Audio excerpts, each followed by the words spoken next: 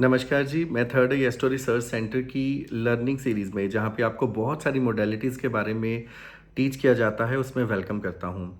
तो हम लोग बात कर रहे हैं पाम रीडिंग के बारे में, पामिस्ट्री के बारे में और हस्तरेखा के बारे में। आम तौर पर बहुत सारे लोगों का एक प्रश्न रहता है कि हमें कौन-सा हाथ देखना चाहिए, मेल और फीमेल के लिए।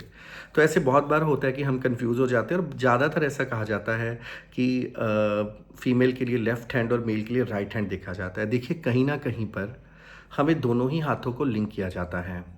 लेकिन जो हमारा वर्किंग हैंड होता है, चाहे वो मेल हो, चाहे वो फीमेल हो, वर्किंग हैंड को देखकर हमें प्रेडिक्ट करना ज़्यादा एक्यूरेट देखा जाता है। जो हमारा दूसरा हाथ होता है, जो वर्किंग नहीं होता, ऐसी कंडीशन के अंदर हम लोग क्या करते हैं, जनरली गाइडेंस के तौर पर लेते हैं। मतलब हमारे जो हाथों की रेखाएँ हैं, उसमें वर्किंग हैंड को प्राइमरी तौर पर, सेकेंडरी तौर पर दूसरे हाथ को लिया जाता है। कई बार ऐसी सिचुएशन देखने को मिलती है कि कोई लोग कई चीज़ों में राइट हैंड यूज़ करते हैं, खाने-पीने में या राइटिंग स्किल्स में, और कई चीज़ों में लेफ्ट हैंड यूज़ करते हैं। ऐसी कंडीशन में जिस हाथ से आप अपने राइटिंग स्किल्स को यूज़ करते हैं, आपको उस हाथ को ज़्यादा प्राइमरी तौर पर देखना होता है।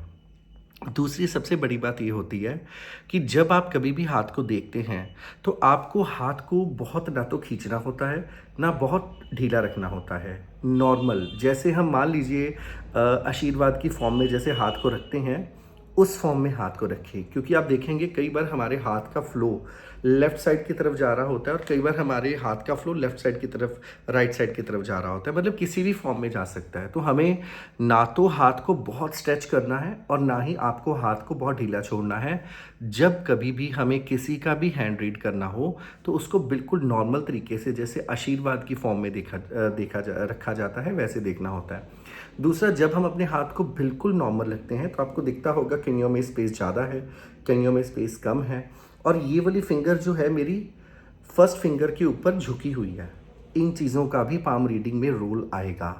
तो इसलिए जब कभी भी आपको हर मोडालिटी की हमारी प्लेलिस्ट में आपको अलग-अलग मोडालिटीज़ के वीडियोज़ मिलेंगी, तो इस बात का प्लीज़ ध्यान रखिए, जिस हाथ से आप लिखते हैं उस हाथ को प्राइमरी तौर पर देखना होता है, और हाथ का टेक्सचर बिल्कुल नॉर्मल, और देखना है कि फिंगर्स का फ्लो, फिंगर्स किधर को झुकी हुई हैं।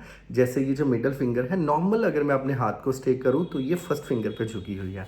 तो यहाँ पर जो 3 चीज़ें मैंने आप सभी को बताई, वर्किंग हैंड, जो लोग वर्किंग हैंड के अलावा दोनों हैंड से काम करते हैं उन लोगों के लिए, जिससे वो लिखते हैं। दूसरे हाथ को डायरेक्शन के तौर पर, जो हम आगे जाकर आपको थोड़ा-थोड़ा बताते रहेंगे हर चीज़ के लिए। और इसके अलावा हाथ को ज़्यादा स्ट्रेच नहीं करना, क्योंकि आपकी फिंगर्स का फ्लो, आपके हाथ का फ्लेक्सिबिलिटी, हर चीज़ को इस तरीके से देखा जाता है। तैयार रहिए सीरीज़ के लिए, हम डेली ऐसी कई वीडियोज़ डालेंगे। और दूसरी सबसे बड़ी बात, हमारे चैनल को सब्सक्राइब कीजिए, बेल आइकन दबाइए, ताकि आपको हर वीडियो के बारे में पता लगता रहे, क्योंकि बहुत सारी मोडालिटीज़ हम लोग लर्न करने वाले हैं इसके अंदर।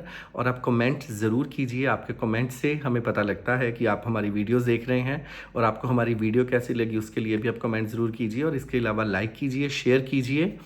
और अगर आप किसी भी टॉपिक पर आपकी क्वेरी है, तो हम रैंडमली उसके ऊपर भी वीडियोस बनाते हैं। Thank you so much. मिलते हैं कल अगली वीडियो में। पाम रीडिंग को लेकर, जिस भी सीरीज़ को लेकर हम आगे बढ़ेंगे, आप उसको नोट डाउन करते रहिए। Thank you so much.